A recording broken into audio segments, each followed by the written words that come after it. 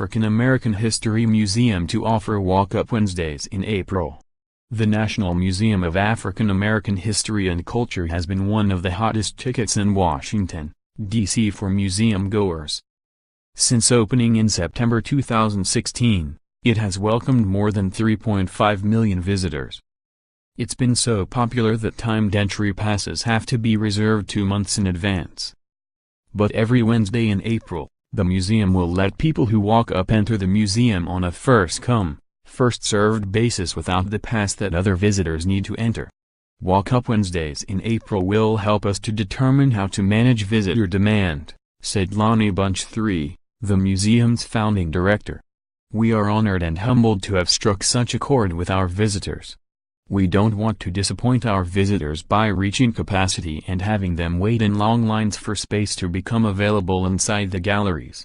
The highly anticipated museum includes such artifacts as a hymnal that belonged to Harriet Tubman, a dress made by Rosa Parks, and a still from the Woolworth's lunch counter in Greensboro, NC, where protesters staged a famous sit-in against segregation. As part of the Smithsonian, the museum is free. But the museum has proved so popular that timed entry passes are released the first Wednesday of the month for 2 months ahead. For example, today, reserved timed passes will go online for July. Same-day walk-up or online passes have been available since the museum opened. Visitors can get same-day online passes starting at 6:30 a.m. every day of the week. In addition to that, walk-up passes are available to visitors starting at 1 p.m. every Monday to Friday. Of course, there are only a limited number available each day. What the museum is experimenting with in the Walk-Up Wednesday trial run is allowing visitors to show up without a reservation or a pass starting at 10 a.m. on every Wednesday of April. No same-day walk-up passes will be made available online at 6:30 a.m. on those Wednesdays. In other words, for the month of April, if you want to get into the museum without a pass, you can do so by just showing up after 10 a.m. and waiting in line.